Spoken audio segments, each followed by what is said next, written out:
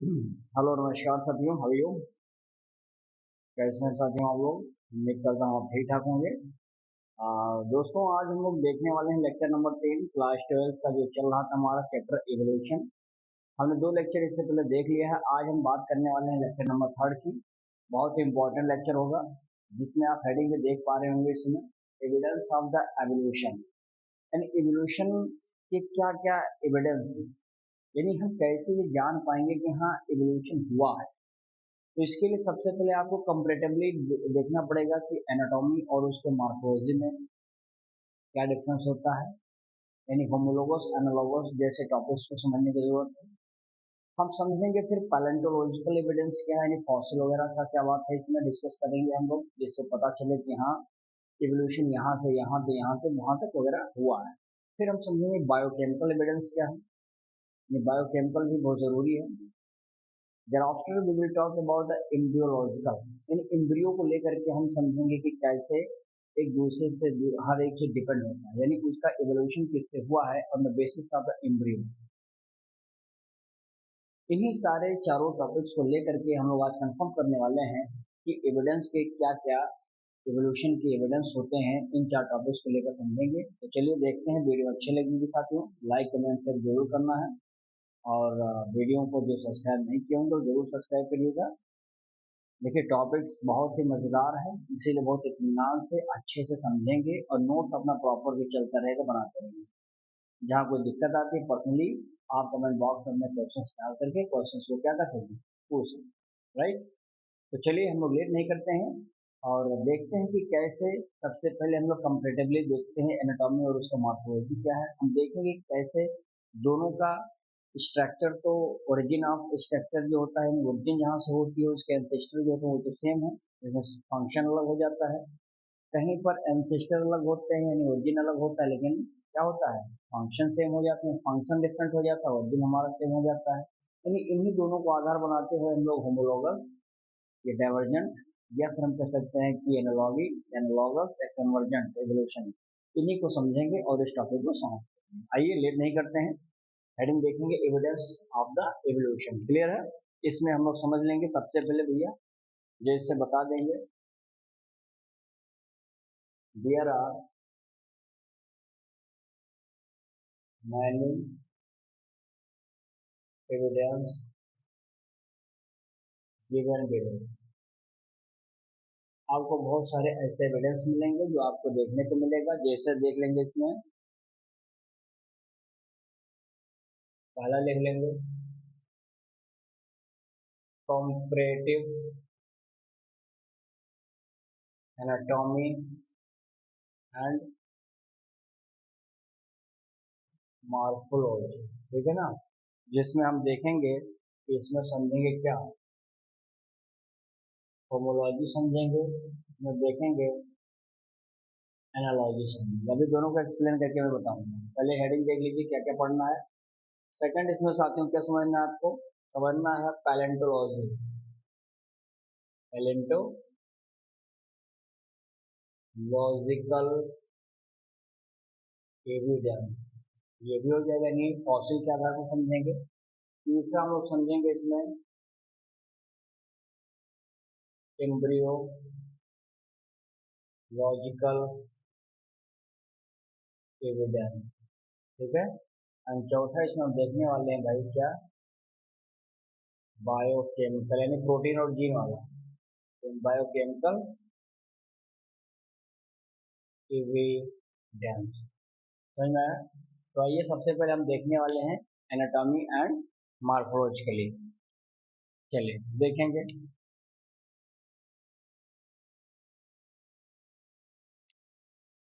पहला ले लेंगे, हेडिंग क्या हो जाएगा आपका,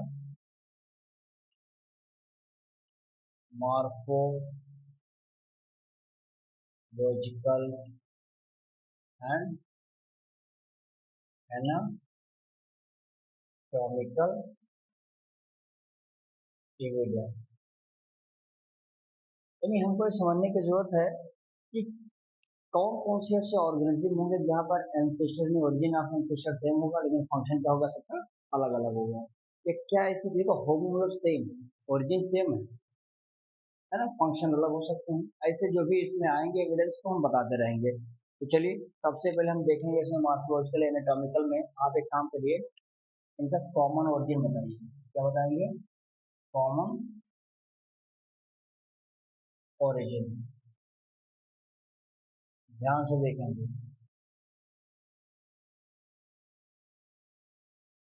कॉमन ओरिजिन। अगर मैं इस कॉमन ओरिजिन में सबसे पहले बात करूँ ह्यूमन की बात करूँ, ह्यूमन, तो ह्यूमन में आप देखेंगे भैया कि ये, या इसमें एक पॉइंट ये पहले लिख लेता हूँ ताकि आपको क्लियर रहे। देखो,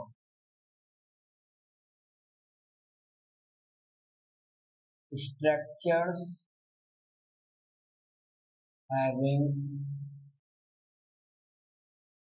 कॉमन ओरिजिन और are similar basic plan but differ differ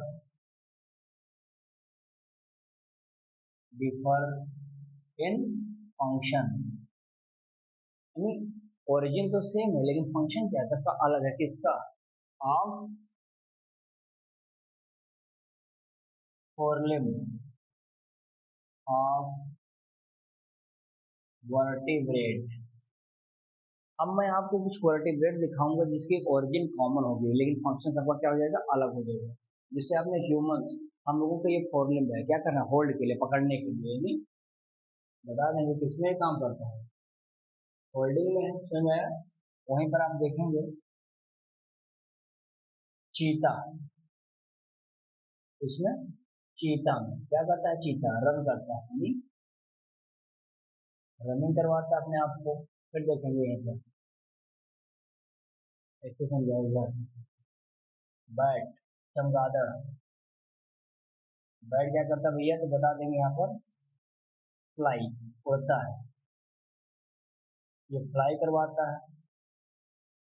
whale, मछली, ये क्या करवाता है भैया, स्विमिंग, स्विमिंग। अब आप हमें जरा इसमें बताएंगे कि क्या इसमें आपको कोई चीजें दिखाई पड़ती हैं। देखो जैसे कॉमन एंसेस्टर ह्यूमंस में ये फोरलिम होल्ड करने के लिए, चीता क्या करता है उसी का यूज रन करने के लिए, वेल यानी मछली स्विम करने के लिए, तैरने के लिए, और बैट क्या करता है, चमगादड़ उस चीज को फ्लाई करने के लिए। आपने देखा कि इनका स्ट्रक्चर लगभग सेम ही होता है, ओरिजिन सेम है लेकिन फंक्शन क्या दिखाई पड़ा, दैट इज द डिफरेंट। तो ये जो डिफरेंट टाइप के स्ट्रक्चर्स होते हैं इसी को हम लोग किससे लेते हैं, एनाटॉमिकली या फिर हम मार्फोलॉजिकल के आधार पर समझते हैं। मार्फोलॉजी सबका सेम है लेकिन इंटरनली आप देख पा रहे हैं किस तरह से डिफर कर रहे हैं या किस तरह से फंक्शन काम हो रहा है कि फंक्शन अलग हो रहा है।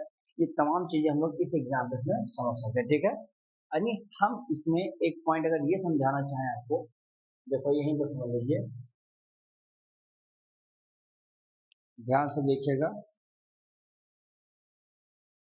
यानी ये जो होमोलॉजी होता है, ये होमोलॉजी बेटा किसको एक्सप्लेन करता है, तो आप बता देंगे किसको, divergent, divergent evolution.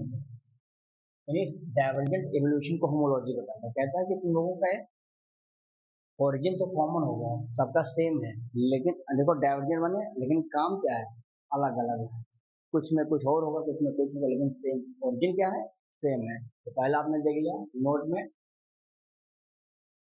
Note number एक देखा हमने, होमोलॉजी क्या है इसका, समझ में आ गई थी बात है।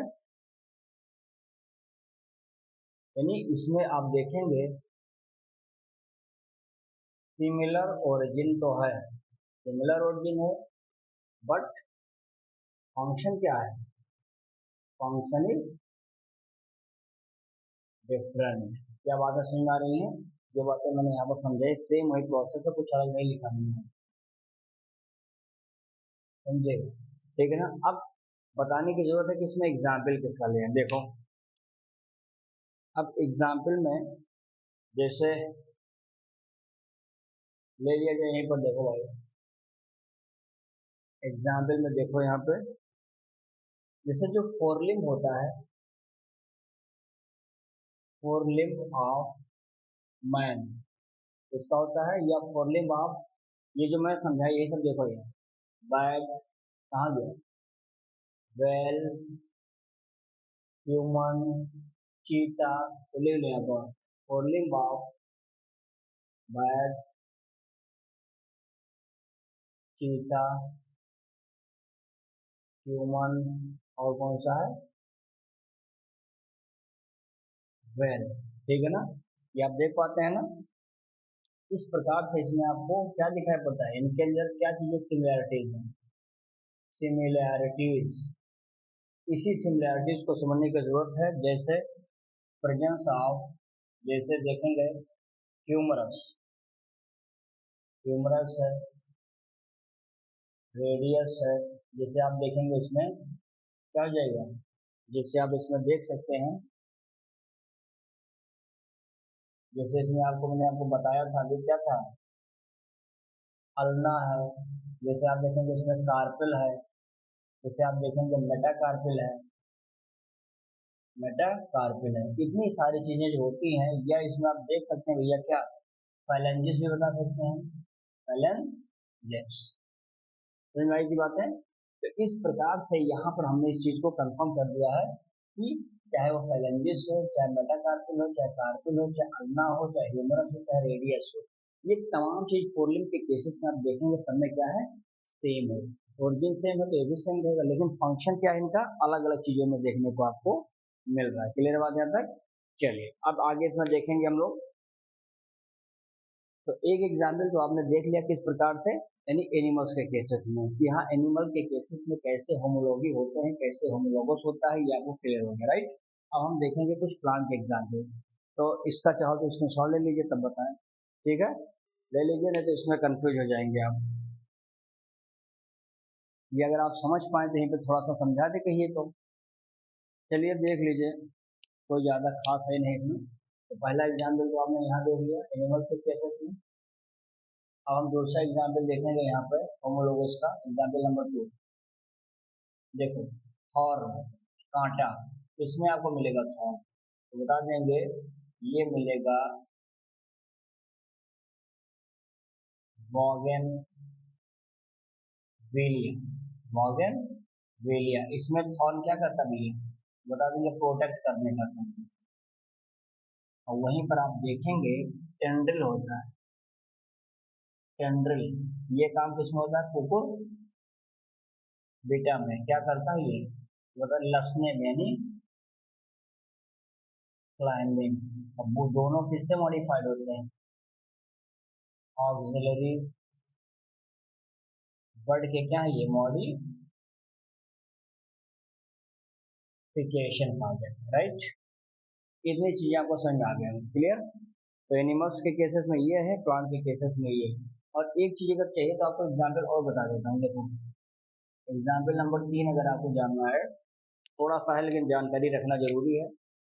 जैसे देखेंगे इसमें जो हार्ट होता है, heart and brain, heart and brain of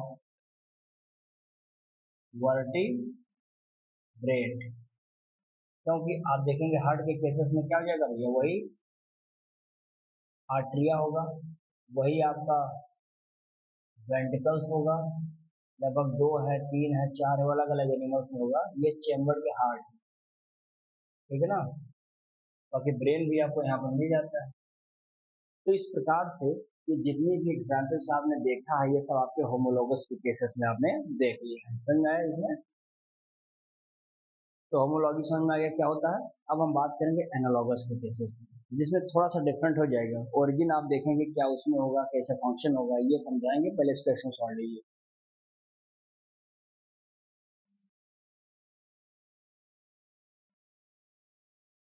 चलिए भैया, अब इसमें देखेंगे एनालॉगस स्ट्रक्चर्स, बहुत आसान है, बता देंगे।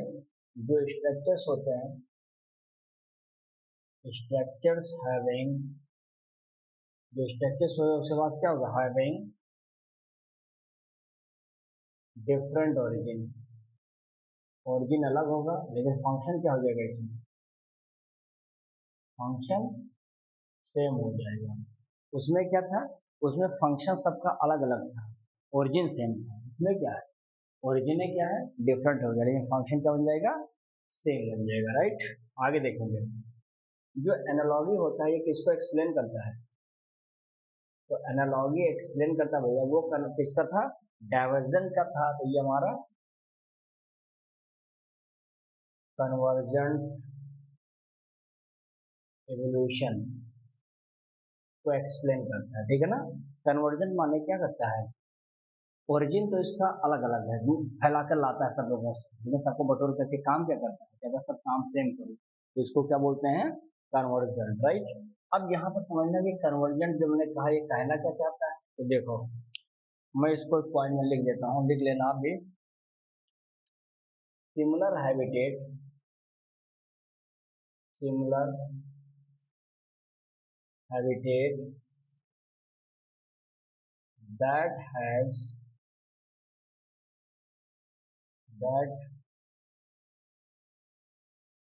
resulted in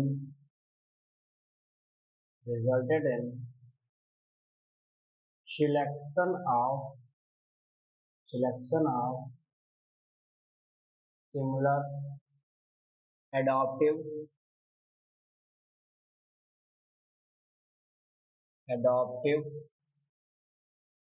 feature featured in different groups of organic but organism, but बता देंगे इसमें क्या, but toward the same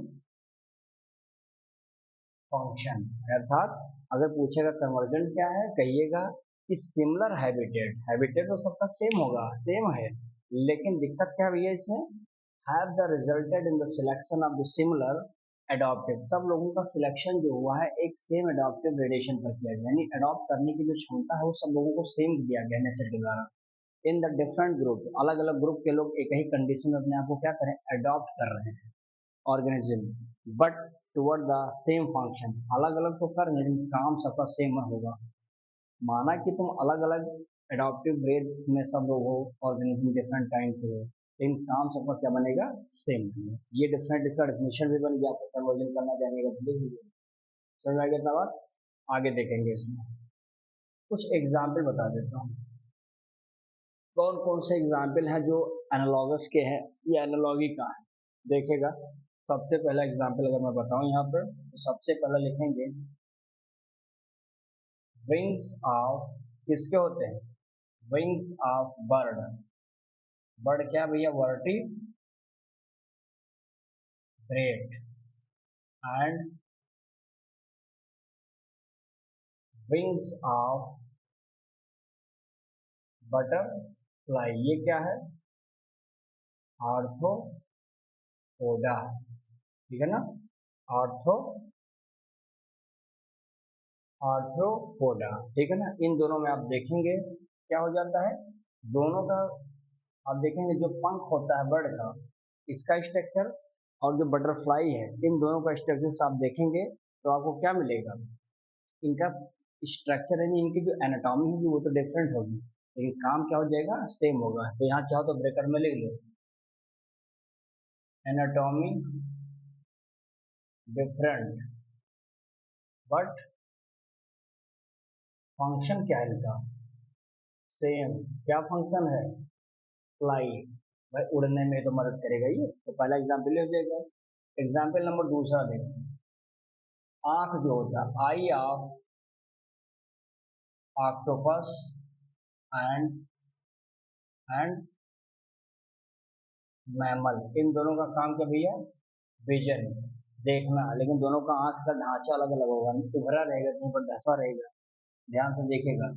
तीसरा लिख सकते हैं भैया, एक होता है स्वीट पोटैटो, क्या होता है, स्वीट पोटैटो एंड एक होता है आलू पोटैटो, दोनों का काम क्या है, स्टोरेज करना, स्टोरेज ऑफ फूड, खाने को तो दोनों इकट्ठा करेंगे, लेकिन क्या होता है इसमें दोस्तों कि अगर स्वीट पोटैटो, देखिए आप तो पता होगा कि पोटैटो किसका मॉडिफिकेशन है, स्टेम का मॉडिफिकेशन है।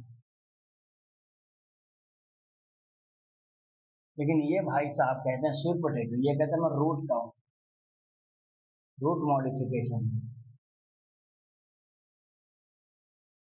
तो दोनों का एनाटॉमी आपको डिफरेंट होगा, लेकिन फंक्शन क्या है, सेम है, स्टोरेज ऑफ फूड हो गया, राइट। अब चलेंगे इसमें समझेंगे हम लोग, ये तो हमारा हो गया पहला वाला केसेस में कंप्लीट। अब हम समझेंगे पैलेंटोलॉजी, दूसरा एविडेंस क्या था। देखिए भाई, सेकंड जो एविडेंस है इसका नाम क्या है, पैलेंटोलॉजी, पैलेंटोलॉजिकल एविडेंस, क्योंकि इसको हम लोग बेस्ट कहते हैं, ये बेस्ट एविडेंस में आता है, ये भी ध्यान देना। क्या कहते हैं ये लोग, देखिए जो भी फॉसिल होता है उस फॉसिल को सेडिमेंट्री रॉक पर देखा जाता है, क्योंकि सेडिमेंट्री रॉक का फॉर्मेशन में डिफरेंट डिफरेंट काइंड के ऑर्गेनिक मटेरियल के द्वारा डिपोजिशन की वजह से बन जाता है, जो कि अपर क्रस्ट लेयर पर आपको दिखाई पड़ता है। और अगर बहुत different different type of geological period जो होते हैं, इस पर आपको क्या होता है, सेडिमेंट्री के लेयर्स दिखाई पड़ते हैं, और उस लेयर्स पर आपको डिफरेंट डिफरेंट एजेस के वहाँ पर फॉसिल भी अपीयर होते हैं। यानी इसी लेयर पर हम लोग फॉसिल को अपीयर कर सकते हैं, जिसको कार्बन डेटिंग के द्वारा क्या करते हैं, कंफर्म कर लेते हैं उसके एज को। तो यानी हम इस बात को कंफर्म करेंगे कि आखिर इवोल्यूशन किसी भी चीज का कब हुआ था, ये जानने के लिए हम लोग इस सिस्टम पर अप्लाई कर सकते हैं। Palaeontology is the study of fossil, right. अब देखेंगे इसमें क्या कहता है, और जिस क्षेत्र में बॉटनी के जिस क्षेत्र में कहते हैं उसको पैलो बॉटनी कहा जाता है। देखेंगे ये क्या कहना चाहता है भैया, सिंपल बताएंगे कि जो पैलेंटोलॉजी है बाबू, पैलेंटोलॉजी अर्थात बता देंगे स्टडी ऑफ किसका, स्टडी ऑफ फॉसिल्स। इतना तो हमको पता होना चाहिए। इन फॉसिल्स को अगर हम बताएं यहाँ पर डेफिनेशन के माध्यम से, तो फॉसिल जो होता है बाबू, इसमें कहना हमको है कि होल ऑर्गेनिज्म और इट्स पार्ट, या इसका कोई भी एक्सक्रेटा, या इसका कोई footprint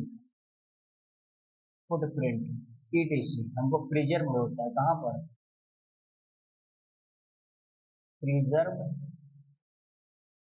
over years, over years, कई वर्षों तक आप देखेंगे कि यहाँ पर वो क्या होता है, वो इकट्ठा हो जाता है। अर्थात हम कह सकते हैं कि और ये कहाँ पर होगा, इस रॉक पर होगा, तो फाउंड इन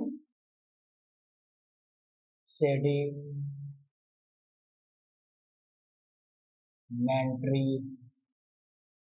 रॉक्स। क्या मामला समझ में आया आपको, सेडिमेंट्री रॉक्स पर ही फॉसिल आपको अपीयर होता है, वो चीज मैंने यहाँ पर कंफर्म कर लिया, ठीक है। अर्थात अब हम इसमें आपको दिखाएंगे कि अच्छा, चूंकि ये बहुत ही एक्यूरेट एविडेंस माना जाता है, ये भी ध्यान दीजिएगा, लिख क्या होगी, लिख लो, मोस्ट एक्यूरेट एविडेंस, क्लियर बात। अब हम आपको अलग अलग एजेस के बारे में बता रहे हैं इसका इसमें सॉल्व।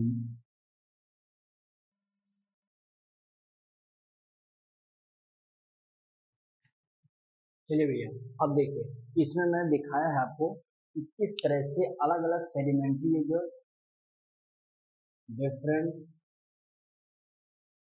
सेडिमेंट्री लेयर, जैसे ये पहला वाला टॉप लेयर होता है, सबसे ऊपर का लेयर है।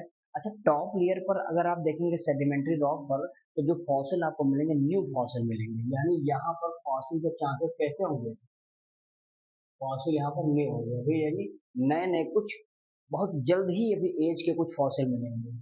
फिर देखेंगे ये वेरियस फॉसिल आपको फाउंड होंगे, वेरियस सेडिमेंट्री सब रॉक है। कुछ यहाँ पर देख रहे हैं आपको फॉसिल, कुछ यहाँ पर आपको देख रहे हैं डायनासोर टाइप के, कुछ माउथ वगैरह है उसका। फिर यहाँ पर आपको दिखाई पड़ते हैं, यानी हम कह सकते हैं कि डिफरेंट सेडिमेंट्स फॉर्म होते हैं ओवर द ईयर। एक कुछ वक्त बीत जाता है, उस ईयर्स में बहुत सारे सेडिमेंट्री लेयर्स बनते हैं, जिसमें बहुत सारे फॉसिल का फॉर्मेशन होते हैं। अगर फॉसिल सबसे टॉप पर है, नया है, तो वहां पर आप देखेंगे नए नए जो फॉसिल बनते हैं हमेशा टॉप सेडिमेंट्री रॉक पर बनते हैं, यानी टॉप पर। अगर डीपेस्ट जो है, यानी यहाँ पर जो फॉसिल होंगे, आपको पता होना चाहिए कि सबसे नीचे नहीं फॉसिल क्या होंगे, बहुत ही ओल्ड मिलेंगे, बहुत पुराने समय का फॉसिल यहाँ पर अवेलेबल होगा। अर्थात हम दिखा सकते हैं यहाँ पर, देखिए मैंने आपको एक ट्री बनाया है यानी common ancestor of the dinosaur, जिसमें कुछ लिविंग भी हैं जो मॉडर्न आप आज के समय में आपको भी मिल रहा है। डायनासोर के कुछ स्पीसीज हैं, जैसे आप देख सकते हैं इसमें, जैसे आपको क्रोकोडाइल है, जैसे बर्ड, ये भी अवेलेबल है, ये भी डायनासोर के ट्री में ही आते हैं। इसमें क्या क्या होता है देखो, सबसे पहले तो हम बात करते हैं इसका ट्राइसेरेटोप्स, जिसमें 3 सींग होते, 3 हॉर्न होता है, ठीक है। फिर देखेंगे इसमें आपको एक स्पीसीज और मिलेगा उसी डायनासोर का, जिसका नाम क्या होता है भैया, टेरेनोडोन। टेरेनोडोन जो कि फ्लाई रेप्टाइल्स होते हैं, उड़ने वाला रेप्टाइल्स का ही, उसी में आपको मिलेगा क्या है, टायरेनोसोर्स। अब टायरेनोसोर्स की क्वालिटी क्या थी देखो, सबसे बिगेस्ट डायनासोर माने जाते थे, लगभग 20 फीट के थे, और इसमें देखेंगे फेरोसोम डैगर लाइक टीथ, बड़े बड़े दांत होते थे, डैगर की तरह होते थे। फिर देखेंगे उसी में आप देखेंगे क्रोकोडाइल, जो आज के समय में जिंदा भी है, क्रोकोडेलियन। आर्क्योप्टेरिस होता था, इसी के स्पीसीज में आता है, उसी का ट्री है, जिसमें ये कहा जाता है कि आर्क्योप्टेरिस एक प्रकार से कनेक्ट लिंक होता है किसके बीच में, रेप्टाइल्स और बर्ड के बीच में। रेप्टाइल्स मतलब इसमें आप देख सकते हैं क्या होता है, टूथ वगैरह भी पाया जाता है, यानी इसमें आप देख सकते हैं कि टेल्स भी मौजूद है। तो ये सारी चीजों की अवेलेबिलिटी में इसको हम रेप्टाइल और बर्ड के बीच का कनेक्टिव लिंक के रूप में जानते हैं। और फाइनली आप देख सकते हैं कि इसी में आपको ब्रैकियोसोर्स मिलता है, ये भी इसी डायनासोर या डायनासोर्स की जो स्पीसीज है उसी के ट्री में आते हैं ये भी। और फाइनली आप एक और देख सकते हैं यहाँ पर, जिसका नाम है क्या, स्टेगोसोर्स। स्टेगोसोर्स की क्वालिटी ये होती है कि ये बोनी, इस पर प्लेट पाए जाते हैं, बोनी या spiny plate on the back, पीठ पर बहुत बड़े बड़े बैक टाइप के क्या होते हैं, एक प्लेट पाई जाती है। तो ये जितनी भी चीजें आपको दिखाई पड़ती हैं, एक प्रकार से हम कह सकते हैं कि इसके अंतर्गत आती है, ये डायनासोर के एक स्पीसीज हैं जो उसी अंतर्गत आते हैं। अलग अलग लेयर्स में ये सब अवेलेबल आपको सेडिमेंट्री रॉक्स में दिखाई पड़ते हैं एज अ फॉसिल के फॉर्म में। और कुछ मॉडर्न लाइफ में जो भी जिंदा है लिविंग टाइम में, वो भी आपको मैंने यहाँ पे कंफर्म कर दिया कि ये भी इवॉल्व हुए हैं कहाँ से, उसी स्पीसीज, राइट। अब इसमें हम थोड़ा सा आपको बताएंगे, कुछ और इसकी बातें हैं देखेंगे। देखो जैसे रॉक जो होता है ये सब, ठीक है ना, तो लिखेंगे rock from sediments, one over one over another, यानी आपको यहाँ पर जो दिखाई पड़ते एक दूसरे के ऊपर बहुत सारे सेडिमेंट्री रॉक्स आपको दिखाई पड़ते हैं, बता दिया मैंने। फिर बता देंगे कि इसमें आपको क्या होगा, different different different aged rock sediment समझो। अब इसकी उम्र हो सकता है कुछ बिलियन हो, कुछ मिलियन हो, इसकी कुछ मिलियन हो, यानी बहुत एक लंबा लंबा वक्त लगा होगा इन सबको बनने के लिए, वही चीज बताया गया मैंने। तो लिखा मैंने कि डिफरेंट एज रॉक सेडिमेंट आपको यहाँ पर क्या होते हैं, अवेलेबल होते हैं। जब हम बात करते हैं एज से, एज का अर्थ क्या होता है, contain contain fossils, fossil which died died during formation that sediment, या चलो ठीक है, सेडिमेंट एक पर्टिकुलर, यानी हो सकता है कि इस बीच में कोई जानवर रहा हो, अभी मर गया हो, क्योंकि यहाँ पर एक सेडिमेंट्री रॉक का फॉर्मेशन हो गया due to the deposition of different kind of the organic matter. इस ऑर्गेनिक मटेरियल की वजह से डिपॉजिट होने की वजह से सेडिमेंट्री रॉक बना और ये जानवर यहाँ पर दब के मर गया। अब हमने खुदाई किया तो पता चला यहाँ पर तो एक प्रिंट मिला है, और उसी फुटप्रिंट से हमने कंफर्म कर लिया कि यानी ये अगर 10 मिलियन का रॉक बना होगा तो उसी 10 मिलियन के टाइम में ये भी जानवर वहाँ पर क्या था, अवेलेबल था। यानी हमने कंफर्म कर लिया कि उसकी एज क्या होगी। क्लियर बात है तक, तो ये चीजें मैंने यहाँ पर आपको बता दिया है। एक चीज और चाहिए तो लिख लेंगे, अभी जो मैं आपसे बताया था कि जो डीपेस्ट होता है, क्या होता है, जो डीपेस्ट लेयर होंगे सबसे नीचे, यहाँ पर आप देखेंगे यहाँ पर क्या मिलेगा आपको, ओल्डेस्ट फॉसिल मिलेगा। और जो अभी सबसे टॉप लेयर पर आपको दिखाई पड़ेगा बाबू, इसको क्या बोलते हैं, इस पर निवेस्ट फॉसिल मिलेगा, ठीक है ना, ये चीज ध्यान देना। अब एक पॉइंट इसमें और समझ लीजिएगा कि अगर आप चाहते हैं कि किसी फॉसिल की एज को मेजरमेंट करना चाहते हैं तो इसके लिए क्या तरीका, देखो यहाँ बता देता हूँ। देखो पहला लिख सकते हैं क्या, कार्बन डेटिंग करवा सकते हैं, ठीक है। दूसरे में आप क्या करवा सकते हैं, इलेक्ट्रॉन स्पिन रेजोनेंस, समझ आया।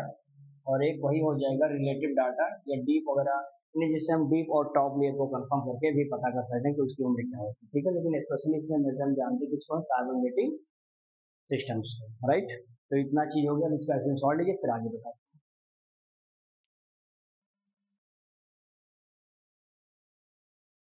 चलिए भैया, एम्ब्रियोलॉजिकल यानी हम एम्ब्रियो के आधार पर देखने वाले हैं, यानी कि बायोजेनेटिक लॉ क्या है। यानी हम अगर समझेंगे इसको रिकैप्सुलेशन थ्योरी बोलते हैं, जिसको अर्नेस्ट के द्वारा दिया गया था, अर्नेस्ट हैकल ने दिया था। देखिए ऑन्टोजेनी मतलब होता है कि एम्ब्रियोनिक स्टेज। जैसे आप देखेंगे बहुत सारे वर्टिब्रेट के केसेस में आप देखेंगे तो इसमें गिल स्लिट का फॉर्मेशन होता है, just behind the web brain. बिल्कुल ब्रेन के बगल में आपको गिल स्लिट मिलेगा, लेकिन वह गिल स्लिट एडल्ट अवस्था में एक्टिवेट होगा कि नहीं होगा, सभी एनिमल्स में, सभी वर्टिब्रेट में ये नहीं देखा जाता, लेकिन फिश के केसेस में देखा जाता है कि यही जो गिलस्लिट होता है ये एक्टिव होता है इन एडल्ट अवस्था में, बाकी में नहीं पाया जाता। यानी एम्ब्रियो अवस्था में कैसे ये बनते हैं और कैसे आगे काम करते हैं, इस अवस्था को एम्ब्रियोलॉजिकल थ्योरी के माध्यम से हम लोग इवोल्यूशन को एक्सप्लेन करने की कोशिश करते हैं। अर्थात इसमें देख पाएंगे कि एंटोलॉजी, एंटोजेनी एम्ब्रियोनिक स्टेज, रेपिकुलेशन या रेपिटुलेशन रिपीट्स करता है, फाइलोजेनी मतलब होता है इवोल्यूशनरी हिस्ट्री, यानी इवोल्यूशन करने की जो हिस्ट्री थी उसके बारे में जानने की कोशिश करते हैं, राइट।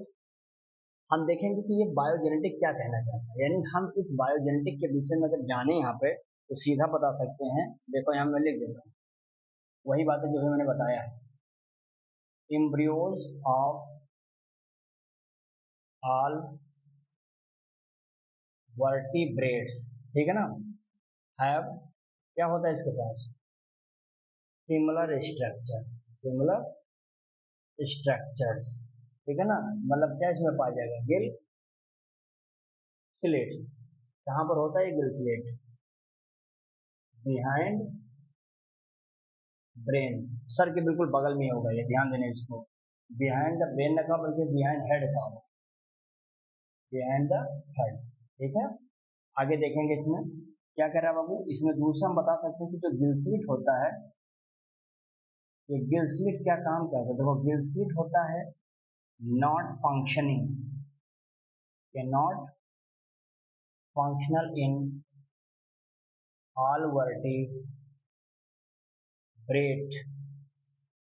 एडल्ट अवस्था में, इसमें लेकिन होगा। तो इसमें अगर आप बताना चाहो तो लिख दो, ये फंक्शन का काम, फंक्शनिंग होगा किसमें, फिश के भाई मछली पानी में है तो गिल से तो सांस लेगी, तो उसमें गिल स्लिट मौजूद है, एडल्ट में भी वो काम भी कर रहा है, लेकिन क्या ह्यूमंस में काम करेगा, नहीं करेगा। तो वही चीज में बताने की कोशिश कराइए, ठीक है। यानी हम इसमें बता देंगे, या इंडिकेट करता है, इंडिकेट कॉमन एंसिस्टर एंड सिस्ट्री, ठीक है ना। अच्छा, इन्हीं की बातों को एक साइंटिस्ट है जिसका नाम था Karl Karl Ernst von Baer, ये एक साइंटिस्ट था, बियर माने दारू ना समझ जाना, कार्ल अर्नेस्ट फॉन बियर, ठीक है ना, ये वैज्ञानिक है। इन्होंने क्या किया, इनकी थ्योरी को रिजेक्ट कर दिया, रिजेक्टेड दिस थ्योरी। ऐसा क्यों किया होगा, दिस थ्योरी एंड सेड, और इस व्यक्ति ने, जो कार्ल अर्नेस्ट वॉन बियर थे, इन्होंने कहा कि बेटा तुम जो बात किए हो हैकर साहब, तुम पहले तो हकलहे हो, तुम्हारी बात हम नहीं मानेंगे, तुमको हम निरस्त कर देंगे। यानी इनकी कहानी को, अर्नेस्ट हैकल की कहानी को साफ कर दिया, अपना सिद्धांत दिया। अपने सिद्धांत के विषय में इसने क्या कहा व्यक्ति ने, देखो इसने कहा कि इनिशियल जो स्टेज होता है ये कॉमन होता है, ये कॉमन होता है टू ऑल, सब में, बट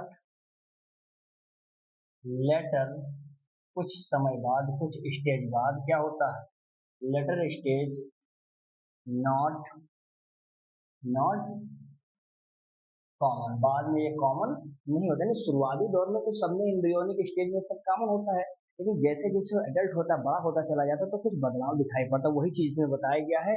वो बदलाव में इन्होंने क्या बताया, यानी बताया तो जो एम्ब्रियोज होते हैं, एम्ब्रियोज के बारे में बताया कि नेवर पासेस है, कभी पास नहीं होते हैं, never passes adults, never passes through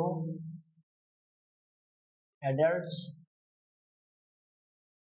stages of other animals, यानी दूसरे एनिमल्स तक ये एम्ब्रियोनिक अवस्था जो थ्रू एडल्ट अवस्था में एडल्ट स्टेज में पास नहीं होते, यानी इन्होंने अपनी बातें बता दी और इनकी बातों को क्या कर दिया, अर्नेस्ट साहब के, अर्नेस्ट हैकेल की बातों को रिजेक्ट कर दिया, यानी इस प्रकार से इन्होंने कंफर्म कर दिया कि हाँ साहब इस प्रकार से ये पास आउट होते हैं, एवोल्यूशन का क्या सोर्स है, इन्होंने अपना बात रख दिया।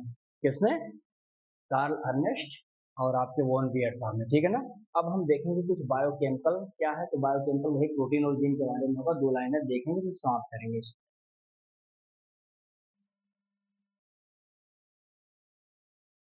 चलिए भैया, अब इसमें हम देखने वाले हैं बेटा लास्ट इसमें बायोकेमिकल एविडेंस। बायोकेमिकल मतलब तो कोई केमिकल ही होगा, कैसे दोनों वर्टिब्रेट इनवर्टिब्रेट में सेम होता है। एवोल्यूशन यानी अगर सेम है तो एवोल्यूशन की स्टार्टिंग व्यवस्था भी सेम ही एंसेस्टर होंगे उससे।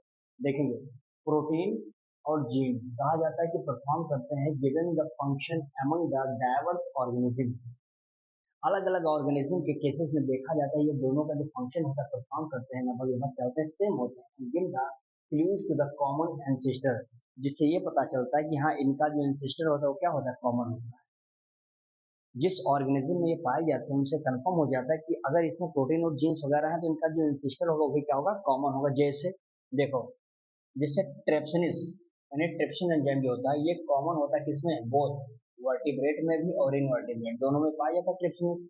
अब जब ट्रिप्सिन दोनों में है that is the common system होगा। ऐसे ही आप देखेंगे एप्स एंड ह्यूमन दोनों में प्रोटीन सिमिलर होता है जिसमें ब्लड में, और जब सेम होता है प्रोटीन ब्लड के केसेस में तो हम समझ जाते हैं कि ह्यूमंस और एप्स का जो एंसेस्टर होता है वो भी क्या होता है, कॉमन होता है।